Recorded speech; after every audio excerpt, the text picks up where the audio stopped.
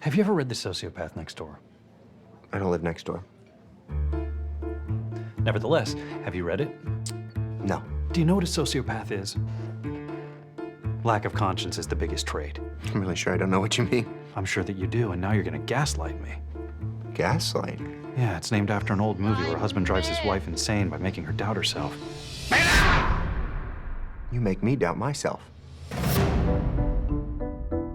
I first met the kid when he infiltrated our small town newspaper right after my wife died. I say infiltrated because I believe it was a deliberate action designed to meet me. After that, every time I went someplace, he was there. And no matter where he turned up, he would always say, We're on the same wavelength.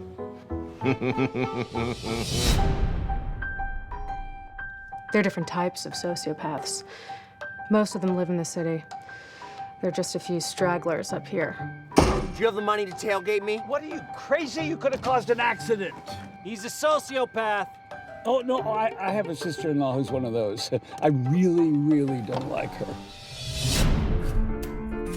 Why are you doing this for me? Because I like to help people. And it's also not my truck.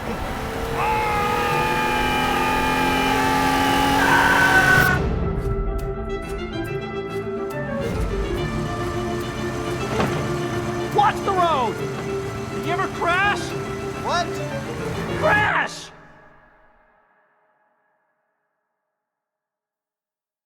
I'm curious how this all came about and what, where the evolution of it came from. Well, it's a true story, and it's something that did happen to me, and someone that came into my life and was essentially wanted to be me. And I had no idea, because the way it works is they're very friendly, and then they slowly manipulate, but not so you can see, as it goes on. And about 6 months into it, I went, that's it. There's something strange. But the first scene is verbatim in the opening movie. Wow. That happened. And so when I saw that, I said, okay, I'm going to have to do something about this. And that's how it started. That's interesting. This is a very dialogue-heavy film, but there is a lot of good physical moments in it as well. For an actor who is essentially mimicking another actor, how did your process change at all? Did you feel like you were doing something differently because you had such a lot of lines and certainly another actor to work off of? I think it was so genius about the way Tom constructed the script. Because first of all, when I first read it, I was blown away by it because it felt like unlike anything that I'd ever read before. And so, the challenge was really figuring out who the other lead was going to be, because so much of what I was going to do, what I was going to affect, was based on him. Yeah. So Sadowski and I, it's not like we rehearsed. I mean, we had one read through beforehand. Wow. So I got to hear a little bit of what he was doing. And then it was kind of like, just go for it the day of. And I had done research on sociopaths, and I kind of wrapped my head around how I wanted to subtly maneuver and manipulate Tom's character throughout. And it really was just about feeling each other out on the day and kind of seeing how we interacted. And I think it was such a leap of faith Mazziotti knew, but it was such a leap of faith because you didn't know what you were going to get, essentially. And so much was based on chemistry between the two of us. Absolutely. So I just appreciated him trusting us to kind of go for it. And throughout the process, he was so collaborative and so incredible about if we were, struggling at certain points, helping us out, guiding us in various ways, because with indie films, you really, you just have to pivot, you have to move, you have to be flexible, you just have to go for it. And we had such a team of creatives that just brought it all together. It also helps on the writer. Yeah, I don't have to consult somebody. Right. Sure. I could do things right there. On that read-through he was talking about, Austin Pendleton was there. Oh, nice. Who I worked with 20 years ago. Yeah. And he's laughing, and I'm looking at him, he says, this is fascinating. I looked at him, I said, I said, didn't you read it? He says, I just read my scene. It was very funny. So now he knows for the first time after he says yes what the picture's about. Yeah. You know? So, but he did a fabulous job, but that's him. Yeah. He has my favorite line in the movie, by the way. Merge is just a merge. Oh, thank you. When we were shooting that scene, oh my gosh. I asked him, I went over this, listen, it's great, but can you pick up the pacing? He says, no problem. We did it again, he did the exact same way. He said, how was it? I said, perfect. You have a lot of interesting characters in this movie, a lot of actors that are well known. People would know them by looking at them, Jake and Thomas included, you know, but like you have Gina Gershon, you have Austin Pendleton and folks like that, and talk about bringing them into the fold and how they embraced what you were trying to do, and how did you manage to make that happen? They, you know, the script, I think the picture speaks for itself, and the script speaks for itself. You read it, and you can't put it down. Yeah. And these are all people that have, you mentioned, a heavy theater experience. So I like to work with people that have heavy theater experience. Jake, they're not afraid of long dialogue. That restaurant scene, we shot 14 pages in one day. Wow. First day. That's First awesome. day. It's amazing. First day. Cool thing about this film too is it moves. Everybody's constantly talking, but there's such movement going on. Like in the restaurant scene, for example, you see Thomas walk back and forth through the restroom, and then you sit down, and then you don't sit down. You get up, you walk around, and yet it's still a static shot. It's almost like an optical illusion in certain respects. Did you feel like that's what you needed to do because it was so dialogue heavy? You have to keep it going. Yeah. And I also storyboard everything. I show the boards in the film. I show the boards during the film. Yeah. In that right director scene. Show me the boards to get a sense of it beforehand. Storyboard's very important. Sure. To me. And for you, you know, knowing that you have this block and you're moving around, did you still feel like you had enough freedom to move around? And oh my gosh, yeah, absolutely. The script lends itself to freedom as an actor in many ways. Sure. I mean, and I was really looking forward to do comedy. A lot of my film work prior to that had mostly been dramatic or you know, things like that. So I was just excited. I've always felt like I would do incredibly well in comedy, and I was so ecstatic that Tom trusted me to helm this in such a way and to lend my voice to it. But the freedom was effervescent because the actors that we assembled, the people that we assembled, just went for it. And so freedom and spontaneity and creativity just abounded on set. At what point did you feel like Jake and Thomas really melded and got it down? I knew the whole picture is based on that relationship. Yeah, that absolutely. doesn't work. None of it works. Yeah. So I knew in that restaurant scene. Yeah. I knew before, but you physically know when you see it there. And I look at my crew, and when you see people who you have an influence that is just a job to them, starting to laugh, it's a giveaway. Yeah. Giveaway. Yeah, that's true. That first day was going to be super telling. I mean, either because we knew what we were up against, and either it was going to work, or what, you know what I mean? Like, you were going to find out that first day what you were dealing with. You know, That's everyone. Very cool. I mean, this film reminds me of so many other just incredible, like Woody Allen. It's got a lot, like 40 minutes in, there's a moment where I go, oh, that's so like Woody Allen movie. And then like How to Kill Your Neighbor's Dog is a very good example of what this film's really about. And I'm curious from you, were those influences part of the way you thought about making this film? Or was it just you went with your experience and said, I'm just going to make the film that I remember as my experience? No, the latter. Yeah. I don't. It's the way I talk, and it's the way I write, and there's going to be coincidences, but I like those people, but they don't influence me. I do my own thing. How much time did you get to spend with Tom offset, and how was your process in studying him? Sadowski. Yeah.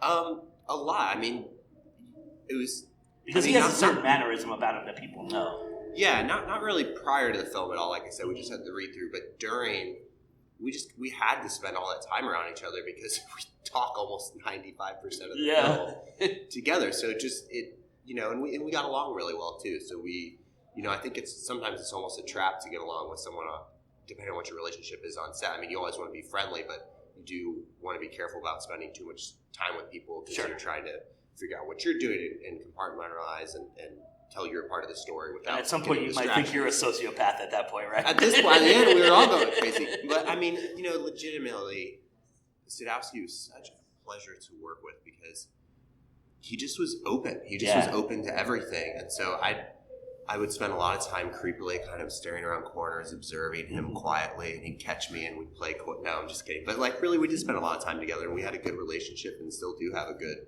relationship because you can't help but develop that throughout the process of this film. What did Jake bring to this project that you didn't have going into it? Well, he physicalized the person, but the important thing is he made the person likable. Because the person in real life is not likable. So if anyone ever leaves me, you'll be totally surprised. Right. You wouldn't look at him twice. Interesting. So I had to make him likable. And he's also shorter, and Jake is taller. So I think it's really interesting that darkness, the taller you are, gets lighter. Nice. You know, if you're small, it's heavy. But if you're taller, it's funnier. One of the major themes of this film is ambiguity. I mean, there's a lot of it. There's between the wife, the ending. You know, there's a lot that you can come into your own brain and think about. This could go this way or that way. Yeah. Was that purposely done in terms of trying to get the audience engaged more, or were you thinking about this is gonna be more cinematic if I do it something like that? In terms of ambiguity with Tom, his wife? The wife. Well, that's very important because that makes it more, it's really a picture about loss. Yeah. You don't know that. Yeah. And Tom doesn't fully know that. But oddly enough, he knows that. Yeah. The last person you would think would know knows, which is what makes it a whole circle. Nice. That's awesome. So, oftentimes, I'm sure you've seen this film a million times on the screen, and not that much. Oh, really? Not that much. Yeah. Maybe it's about the fourth time, fifth time. Okay. So, I mean, as artists, we kind of look at our performances. We look at what we did, and we think about, okay, I should have cut here. I should have been longer on this, or I should have, maybe held my look that way. But I don't want to know that from you. What I want to know is, what do you think you nailed with this movie? That's a great question. Because I don't approach it where You think about that, right? I don't approach it where I want to nail something. I approach it where I want to say something. Yeah. So sure. I think I said something. Nice. Yeah, that makes a lot of sense. How about for you, Jake? What do you feel like you? That's a tough question. I saw it without color and sound, and then I was out of town for work for the screening when it was kind of finished. So I haven't actually. This would be my first time seeing it like completely done and dusted. So throughout the process, I don't really think about it in terms. I don't go into something thinking of like I'm absolutely going to nail this, or I felt like maybe the wordplay was something that I was able to excel at a little bit and kind of focus on and spit out that comedic timing, that back and forth that we had. Nice. But again, so much of it was having such a great partner on screen, Sadowski, that it was like it only worked as well as I was able to play off of him. Yeah. So I think I nailed. I think I nailed that. I mean, we'll see. We're all gonna watch it together. I would say yes. All right, thank you. I appreciate that. Was it fun having other actors though that you could kind of not have to, work? You and Sadowski are almost tied to the hip for 95% of this, but then you have the moment with Gina Gershon where it's all on your own. And did that feel a little different for you, or did you feel like that was kind of a relief in terms of your process? 100%. I think this film was so relentless being a part of as an actor with the stuff that Sadowski and I had to do, that when those kind of moments came up where you got to work with someone else, it's Gina Gershon. Yeah. Freaking incredible. That was those moments came up. It was like almost like you could let your breath out for a second and like live in those experiences with other actors on the film. And truly, this film's cast has some of the best character actors that New York City or anywhere has to offer. Absolutely. 100%. Like if you look down the page, I mean, from Josh to Matt Mayer to Doug Plout, Emma Walsh, Austin Pendleton, Gina Gershon, Mary Lou Penner. I mean, it goes on, and to be able to experience that with all of them, Tammy Blanchard. I mean, it was just truly a once in a lifetime experience. But he stayed in character with all those people. Even with Gershon, he still stayed in character, which is tough. Yeah. She's strong. Yeah. He stayed there. Nice. That's awesome. How long was the shoot for? It was 18 days. Wow. So you guys piled a lot in there. 6 3-day weeks, 12-hour days, never behind. I forgot about how tight that was. That's Never awesome. behind. We also were shooting a location where everything's about a mile away. It's an area I live in, Yeah. so I knew. And I went to people and I said, help me. And they helped me. Yeah. Yeah. Your filmography is kind of spread out, so I'm kind of curious because according to IMDb, I could whatever IMDb, right? But 1998 was the last movie you made before this movie, Right. correct? What is different about making movies now that you didn't know that you experienced for the first time here? Well, I'm used to 35 film. Yeah. So you did digital for this? With grain. Yeah. So that was my first, And everybody I know is either retired or dead, right? So I came back to this with the same mindset, and I added digital grain in the film so it doesn't look like a video picture. But I do miss that element of it, but it's very helpful in other ways. Yeah. No question. Yeah, well, especially for 18 days and 12-hour shoots, no right? question. I was Yeah. able to move faster. Yeah. No question. Was there certain things that you're embracing about it now? If you decide to make another film, or are you gonna try and go back to the old school? Because film's making a resurgence. Oh, shoot on 35 again. I have something also already wrote, so I know what I'm going to do next. I'd love to shoot on 35. Yeah, nice. That's the test of Yeah. That doesn't. You can't cover up the mistakes. Yeah. And that's it. That's it. If you weren't close enough, you're not close enough. You can't digitally get in closer. That's it. So, what do you guys love about indie film? I'll start. I love the spontaneity of an indie film shoot. I love the idea that a group of people come together who generally are working long hours for less money than they would like to get paid for whatever it is, but everyone just, if you're there, you're committing wholeheartedly to that project because you believe in it and you love it. And I think some of the best films come out of an environment like that, where people just are they're in it because they're in it and they believe in it and they believe in the story.